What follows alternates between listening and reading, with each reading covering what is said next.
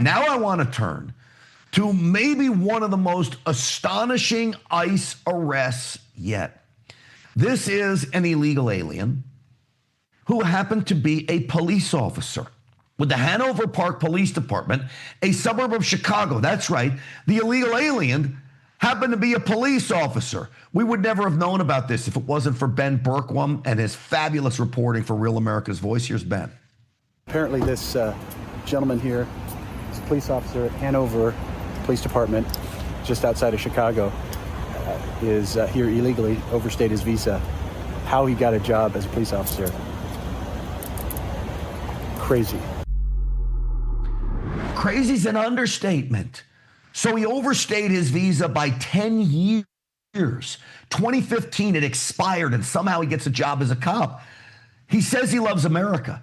I'm actually sure that the man probably does. But you can't have this going on. Ben, in his great work, he actually sat down and talked to this officer / illegal alien who overstayed his visa. So how long have you been a police officer? Since January 8th. January of this year? Correct. I just finished the academy. You just finished the academy, okay. All right. You had to get that. Just to confirm though too, yeah. So they hired you on, you had work authorization? Correct. And you were able to carry a firearm? No. Okay. On duty, yes. Off duty, no. So on duty, you could carry a firearm. State of Illinois, you need a forward and a CCW to carry a weapon off duty. But on duty, you could? Correct. Wow. So you hear what he's saying? The police said on duty he could carry a firearm because he's not an American citizen or a permanent resident of the United States. The only two ways you're allowed to carry a firearm under the Constitution. So a visa holder can't. So he has to check his firearm in his locker? I mean, how does somebody who overstays his visa even get hired? Well, I want to bring in now, who is live in Chicago, RAV correspondent, the man who broke the story that everybody is following now. Ben Bergquam is with us. Ben, it's always great to have you on. Hey, it's great to be with you, Grant. Yeah, pretty wild thing. We had a crazy ride yesterday, 10 arrests, including that one. But when we got him, I was like, this is nuts. This is absolutely insane. And it just makes you think how many more are not just in Illinois, but across America. All right, Ben, I know that many of Stinchfield's Army are going to probably say I'm crazy, but part of me feels bad for the guy because I actually believe him when he tells you he loves America, but you can't do this. This isn't the way to do it. How do you let it go for 10 years? Am I totally off base or you agree with me? Ben, help me here. Yeah, no, I agree. I mean, I look at this guy. He came over. He was apparently when he was 15. He says he loves America.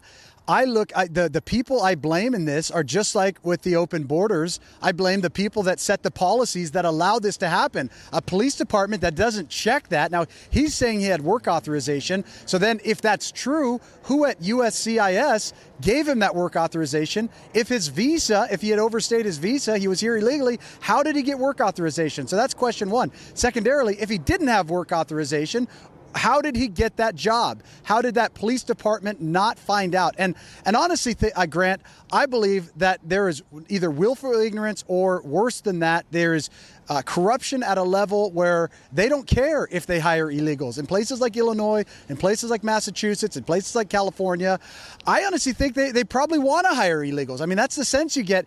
Illegals are almost special classes of citizens in these radical leftist cities and states. Ben, it's a stunning story, to say the least. I was watching your X post on this, and you talked to ICE agents. I almost got the feeling that they were somewhat stunned about this as well. Let me play a clip from one of the ICE agents you talked to about this, and then get your response.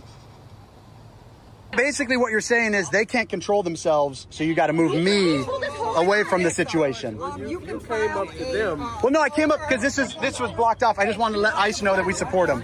All right, God bless ICE. God bless.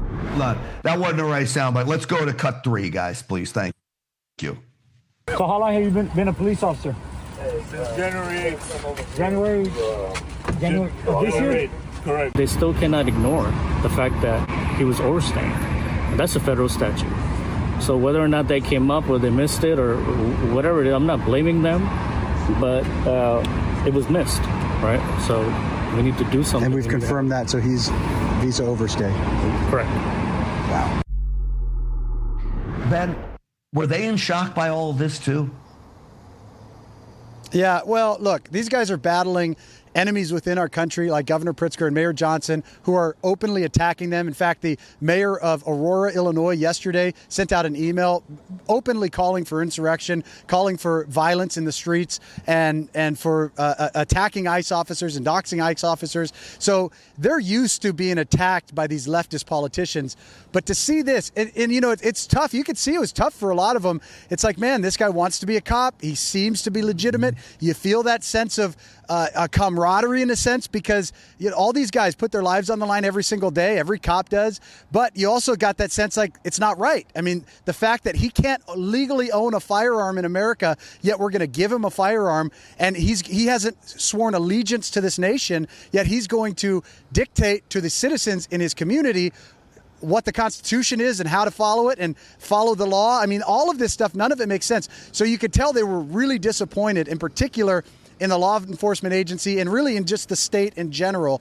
But it begs the question, Grant, what I keep coming back to is, look, this guy may be a really nice guy. He may have done it for all the right reasons. It may have been the system that screwed him up. But how many people know this? If you're a jihadist and you know the laws of Illinois, why wouldn't you do the same thing? Or in California or in Massachusetts? Yeah.